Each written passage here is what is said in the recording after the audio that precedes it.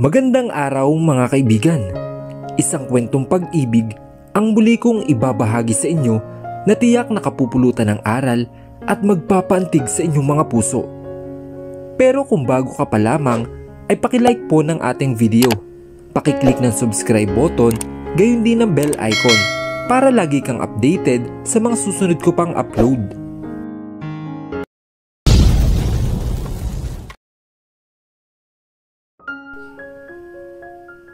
I'm sorry. Hindi ko ginusto ang nangyaring yun. Anong hindi ginusto? May atraso ka yata, kaya nadamay si nanay. Itinulak siya ng pangalawang babae. Hindi siya nakagalaw sa kanyang kinilalagyan.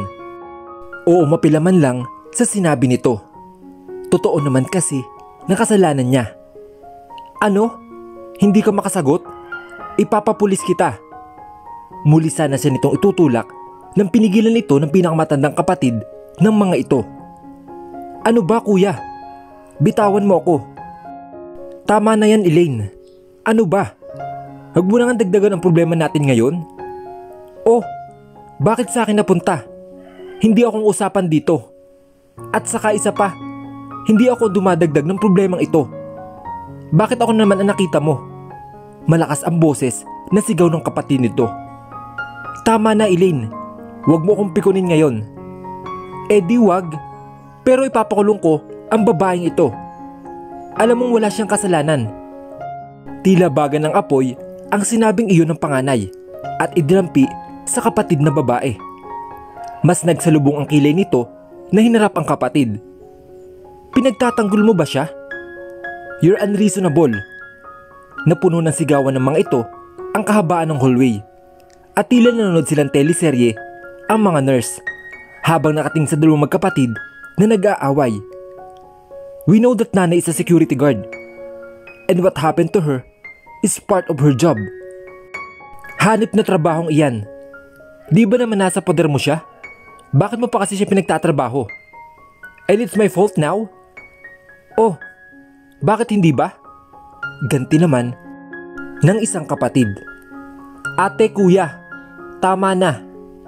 Ang estudyante lang yata ang medyo mahinahon sa magkakapatid. Mistula kasing nagsasabong ang dalawang mas nakakatandang kapatid sa harapan nila. Napalingon siya sa tatlong security guard ng hospital na kasalukuyang papalapit sa kanila. Sir, ma'am, escortan po namin kayo palabas ng hospital. Masyado na pong nakakaperwisyo ang pagsisigawan ninyo. What? Marahas na lumingon sa mga ito ang pangalawang anak na si Elaine. Nanay namin ang nasa loob ng emergency room na iyan at pinapalis nyo kami? Nakakaistorbo na ho kayong dalawa. Hindi ba dapat umiyak kayo o nagdadasal para sa kaligtasan ng nanay nyo? Mukha namang hindi kayo malungkot. Mas mabuti pang lumabas na lang kayo dito. Hindi po ito palengke para magsigawan kayong dalawa. Kung gusto ninyo, doon po kayo sa labas ng gusali.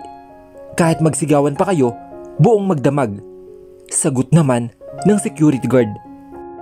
Piko na inirapan ni Elaine ang tatlong security guard. Pati na rin ang kuya nito bago nagmamarch ang upo sa isa sa mga bench malayo sa kanya. Tumayo siya at saka nilapitan ang nurse. Nandito na rin po ang pamilya niya. Aalis po muna ako. Kanina pa niya nararamdaman ang pagkahilo.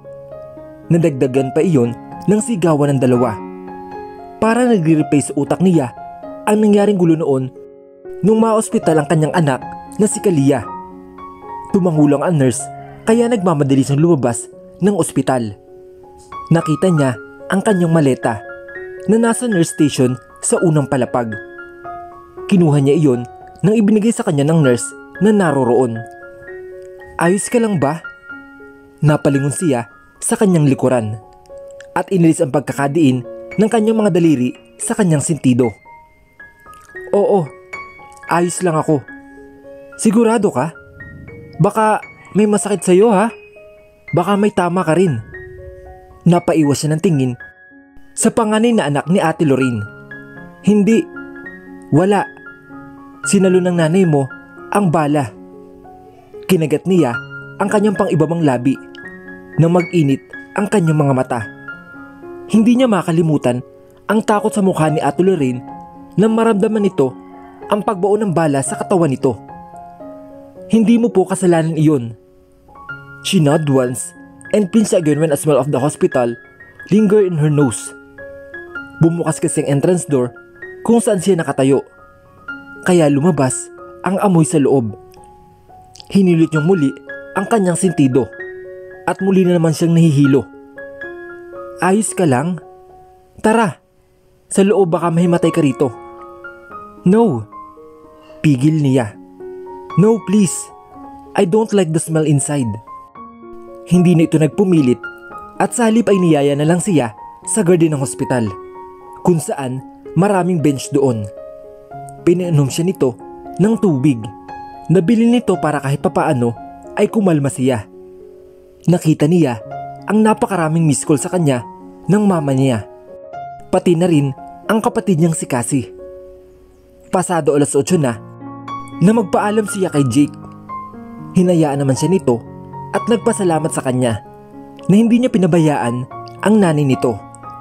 Though, she's still guilty on what happened. Hindi pa man siya tuloy nakakalabas ng main gate ay may pumarada ng taxi sa harapan niya. The same taxi that she rode this early morning. Nakita niya ang pasimpleng pagtango sa kaniya ng pamilyar na driver sa loob niyon. Ipinasok niya ang kanyang maleta sa backseat bago ito pumasok sa loob. Sino ka? Ma'am, bagya yung yumuko habang nakatingin sa kanya sa rearview mirror sa unahan. Hindi ito ang taxi driver na humabol kanina sa riding in tandem. Subalit kilala siya nito. Sa bahay. Tumango ito at hindi na muli nagsalita pa. Napatingin siya sa kanyang cellphone nang tumunog iyon. Ma! Wika niya nang sugutin niya ang tawag. Nasaan ka, anak? 8:00 na. Wala ka pa rin dito sa bahay. Kasama mo ba ang mag-ama mo? Nag-aalala lang ako kasi hindi mo sinasagot ang tawag ko. Hindi ko po sila kasama. Wala po ba riyan si Kalia? Nagsalubong ang mga kilay niya. Hindi umuwi kaninang tanghali. Sabi ni Jennifer, kinuha raw ng kanyang ama. Tumawag din sa akin si Franco at nagpaalam na kinuha nga si Kalia. Eh bakit naman po hindi nagpaalam siya sa akin? Bulalas niya. Ayos ah. Nagpaalam sa kaibigan at mama niya tapos sa kanya ay hindi. Akala ko nga alam mo eh at magkakasama kayo. Hindi mo kasi sinasagot ang tawag ko. Kako, baka napano ka na. Aba teka lang, nasan ka nga ba? Bakit hindi ko pa umuwi anak? May nangyari lang ma. Ano? Anong nangyari sa'yo? Ayos ka lang ba? Nagsisimula na namang magpanik ang boses nito sa kabilang linya. Ma, kalma lang. Ayos lang po ako. Kunin ko lang po si Kalia kay Franco. Doon ka na rin kaya matulog anak. Pangungumbinsi nito sa kaniya. Alam naman niyang gusto nitong bumalik sila ni Kalia sa ama nito. Hindi lang niya masabi nang diretsahan sa kanya. Kunin ko lang po si Kalia. Sa lip ay sagot niya at nagpaalam na rito. Sinabi niya sa driver kung saan ang address ng penthouse ni Franco. Kahit may hinalaman siya na alam na nito ang lugar na iyon. Hindi na siya nag-abala pa na kunin ang kanyang maleta mula sa sasakyan. At dahil kilala na siya ng mga tao roon, hindi na siya tinatanong ng mga ito kung ano ang pakay niya. Pinundot niya ang doorbell ng pinto ng penthouse at tinitigan ng kamera na nasa bandang uluhan lang niya. Maya-maya pa ay bumukas ang pinto. Ang hubad-barong si Franco ang bumungad sa kanya. The light in the living room is already off. Tanging ang katamtamang ilaw ng lamp lamang na nasa harapan ng pintuan ang nagbibigay liwanag sa kanilang dalawa. Her husband is half naked, habang nakukulay gray na sweatpants lamang. Namimintog ang 8 abs nito at sa ilang sandali ay gusto niyang tusukin iyon gamit ang kanyang hintuturo. Nakalugay hanggang balikat nitong buhok na mas lalo nagpadipi na sa kanyang panga. Namumungay ang mga mata nito, kung lasing o ano ay hindi niya alam. Nasaan si Kalia? Tanong niya nang tuluyan nitong binuksan ng malaki ang pinto. Pumasok siya sa loob at hinarap ito. The living room is dark as well. Ang tanging ilaw lamang sa labas ang tanging nagbibigay liwanag sa kinaroroonan nila. Naki na mami. Kinuha siya ni Charlotte kanina lamang. Huminga siya ng malalim. You should tell me firsthand para hindi na ako mag-aalala. Kukunin ko siya o kaya ay doon na rin ako matutulog kung ayaw pa ni Kalia umuwi. Pasimple niyang ipinalibot ang kanyang paningin sa loob. His penthouse is lifeless. Dito ka na lang matulog. Mababa ang boses nito. I should be with Kalia. Then you should be with me too. Kumunot ang kanyang noo sa sinabi nito. Ano? Mag-asawa tayo, di ba? You should be with me too. And you should be. Bumuntong hininga ito bago umiling at saka siya nilagpasan. I should be what? Curious niyang tanong at sinundan ito sa kusina. Kumain ka na ba? Hindi pa. Kinapa niya ang switch ng ilaw sa kusina. His kitchen is lifeless as well. Walang pagkain na nakahain sa mesa. At parang ang lamig at ang lungkot ng lugar na iyon. His stubble jaw clenched while staring intently at her. Mistulang pilit nung binabasa ang iniisip niya. Habang pigil ang sarili na gawin ang isang bagay na hindi niya mahulaan kung ano. Nang iniwas nito ang tingin, siya naman ay yumuko para alisin ang strap ng kanyang suot na high heels. But before she could do that, hinawakan siya ni Franco sa magkabilang bewang. At tila bulak sa gaan, na binuhat siya nito paupo sa ibaba ng kitchen countertop. Yumuko ito at kinuha ang kanyang mga paa. Natilihan siya nang ito na mismo ang nag-alis ng kanyang high heels. Hinaplos pa nito ang kanyang namumulang mga paa. You shouldn't wear those shoes if you're not comfortable. Required kaya yan sa mga flight attendant. Bakit hindi mo alam? Hindi ito sumagot, bagkus ay tiningnan na lamang siya habang patuloy lang ang kamay nito sa paghaplos sa kanyang paa. Partikular na sa kanyang talampakan. Mabuti na lang at malinis ang kanyang paa at walang amoy. Are you okay? Malamlam ang kanyang mga mata na tinanong ito. This is the other side of him that she was lucky to see. Franco is not just the arrogant dictator, but he is a soft man inside. A great father to their child. Napapansin niya na inuutos-utusan lang ito ni Kalia. At ang asawa naman niya ay parang walang dila na hindi makatutol sa kanilang anak. Oo, sinamahan ko kanina sa ospital si Ate Lorraine. Inalug-alug niya ang braso nito. Libre mo lang gastusin niya sa ospital ha? Wika niya na para bang nanghihingi lang siya ng 10 pisong fishball at hindi lilibuhin ang bayarin. Are you okay? You didn't feel any anxiety attack? Magbihis ka muna. You smell of blood. Masunurin at maingat naman siyang bumaba mula sa countertop. Muli niyang inalog-alog ang mga braso nito. Basta sagutin mo na ang pampa-ospital ni Ate Lorraine ha? Mayaman ka naman. At saka isa pa, she saved my life.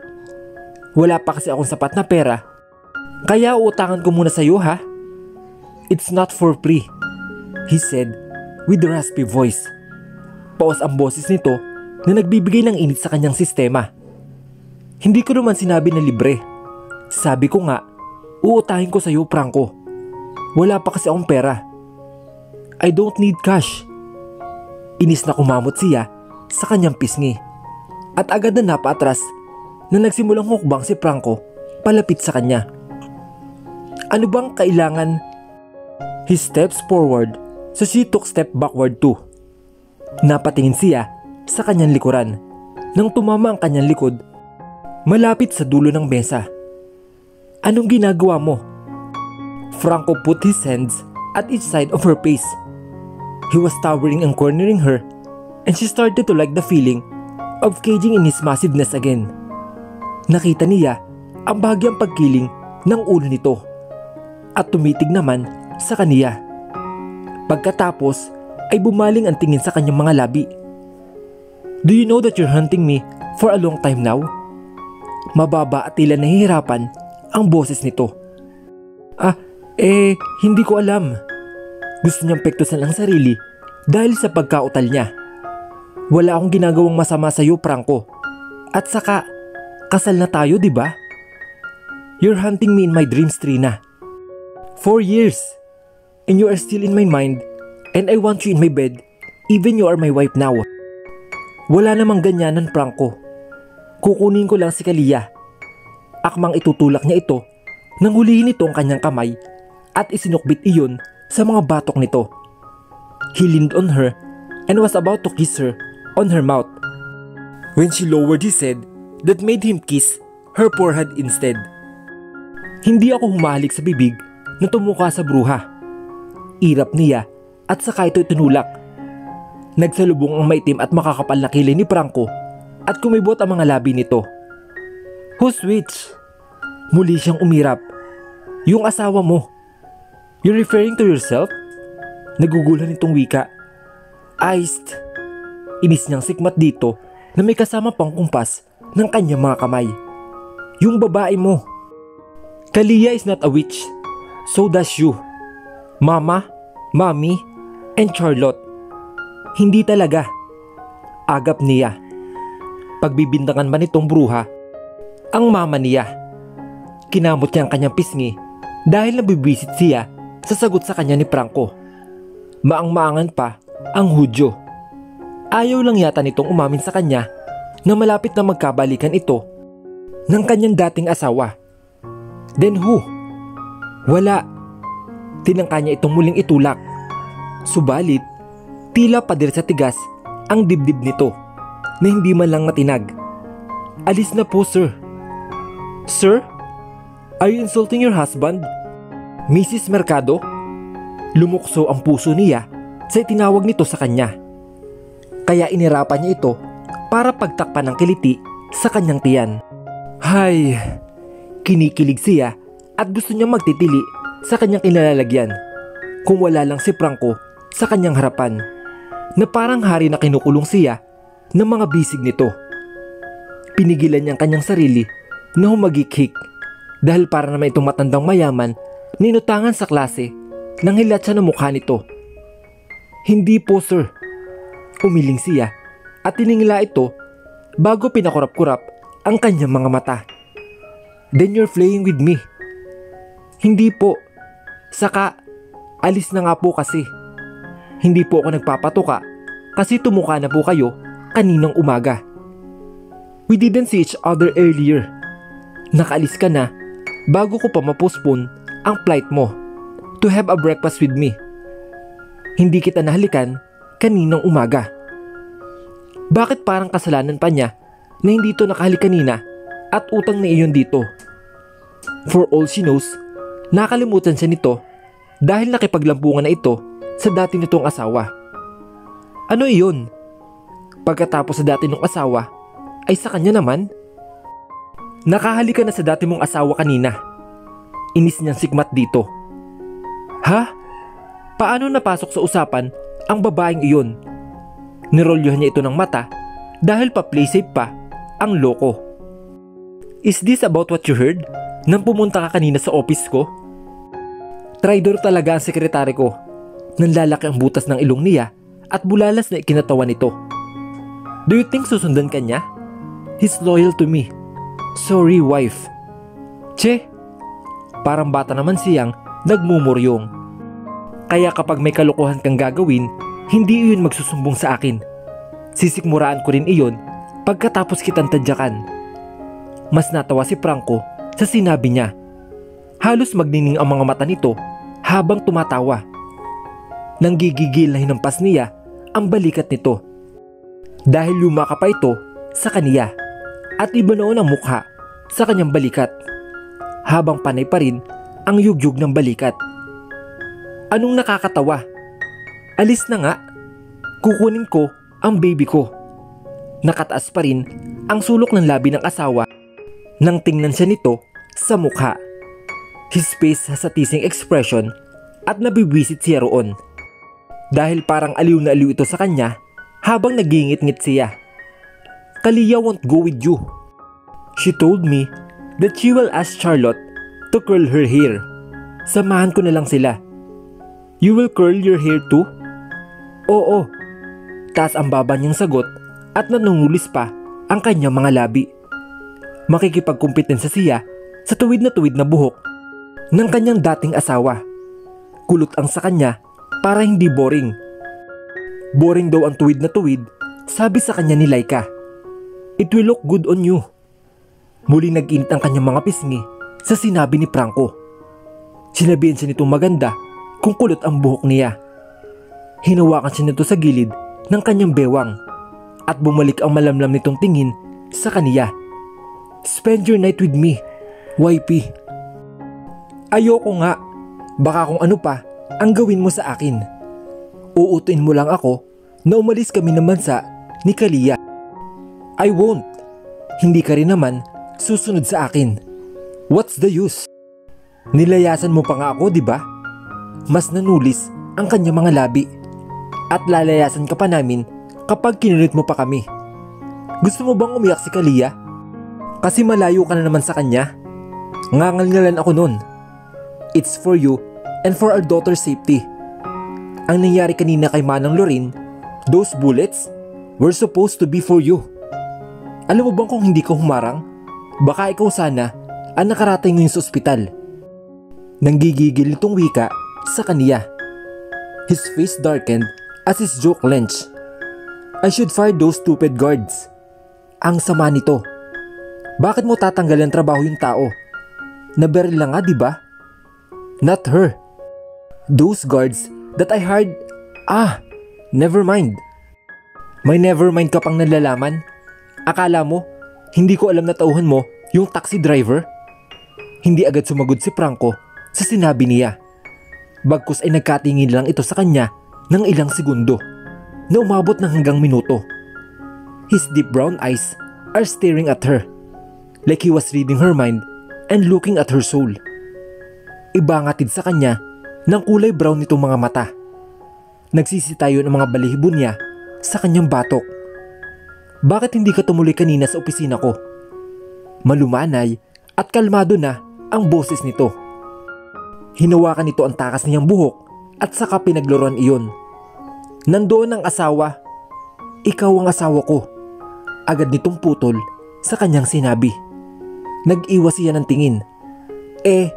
Di ex-wife? Nandoon nga siya. At saka, para namang gusto mong nandoon ako. Yes. I want you there, Trina. Huminga ito ng malalim at sandaling tumingin sa sahig bago muli siyang tingnan sa kanyang mga mata. Look, you can be there whenever you want. Kahit wag ka nang kumatok, Trina. Kasi nga, you are my wife. What mine is yours. That office is yours as well. Kung iniisip mo na may mas karapatan ng babaeng iyon, itigil mo na yan. You are far more important than her. Napalabi siya at bahagyang kumunot ang kanyang noo dahil sa mga sinabi nito sa kanya. Bakit kung babanggitin nito ang tungkol sa dati niyang asawa ay parang estranghero kung ituring nito ang dating asawa? Why are you acting like that? Like what? Iyan, kung patungkulan mo ang ex-wife mo ay parang wala kayong pinagsamahan. Totoo naman kasi. Hindi ba dapat kahit papaano ay may respeto naman ito o kahit pagkakaibigan man lang dahil may pinagsamahan naman silang dalawa? If you are talking about respect, because of what we have in the past, she doesn't even deserve an ounce of respect from me. Mas lalo siyang naguluhan sa mga sinabi nito. Nagtataka siya dahil hindi bitterness ang naririnig niya sa boses ni Franco. Kung hindi siya nagkakamali, ay hatred iyon.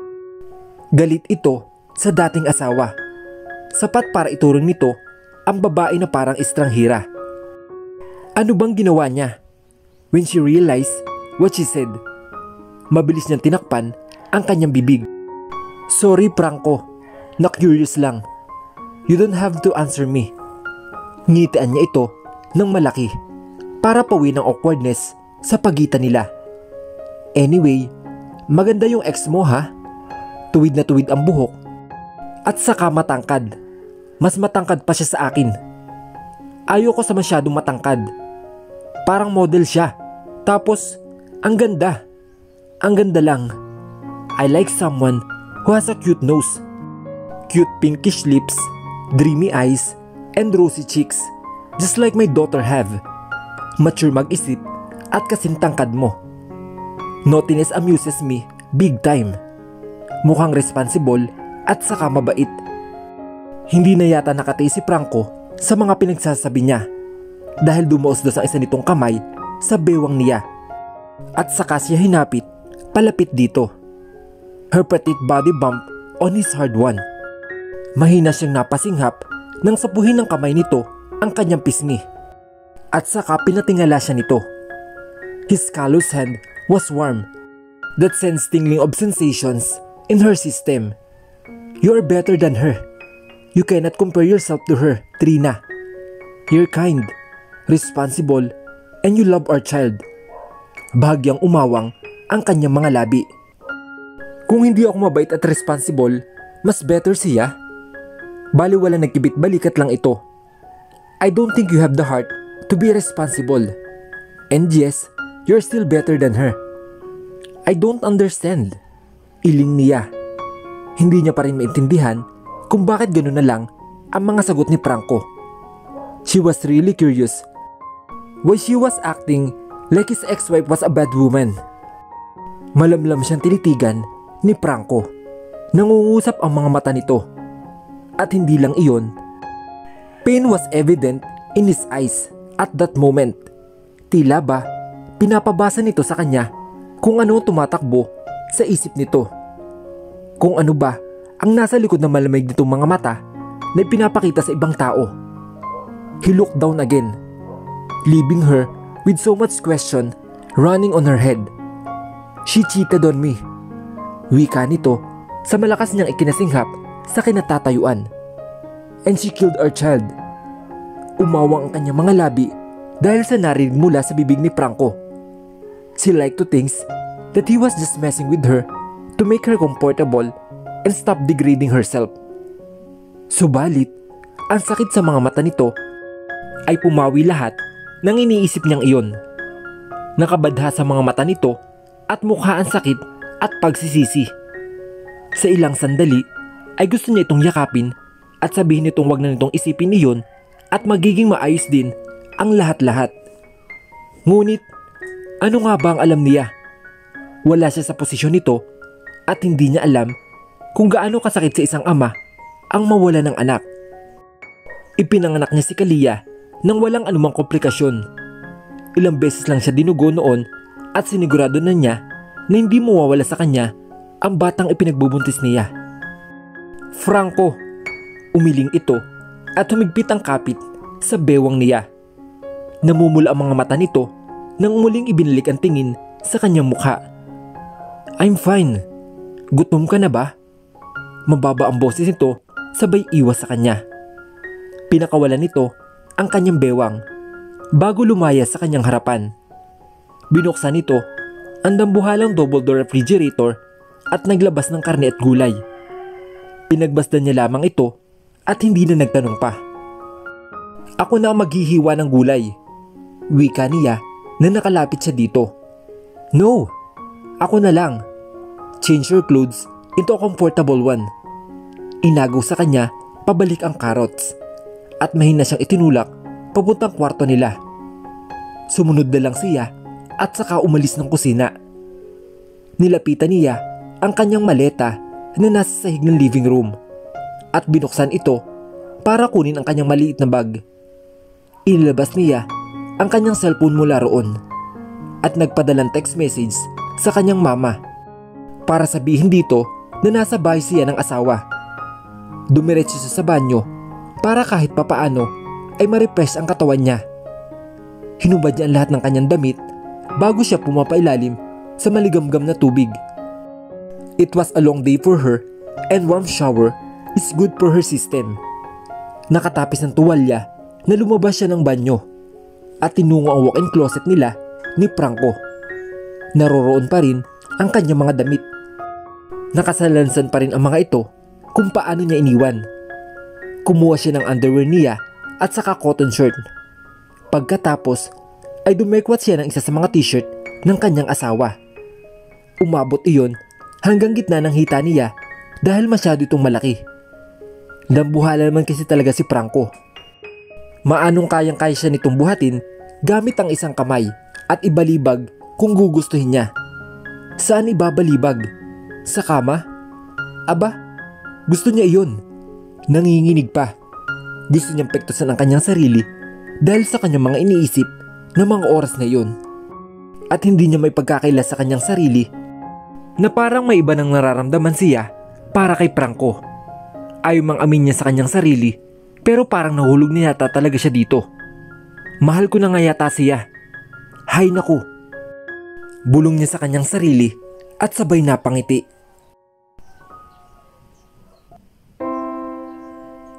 Aminin na kaya nilang dalawa ang tunay nilang nararamdaman para sa isa't isa?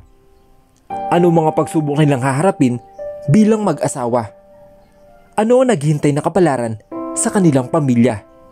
Sabay-sabay po nating tunghayan sa susunod na kabanata ng ating kwento. Hanggang sa muli, mga kaibigan. Paalam!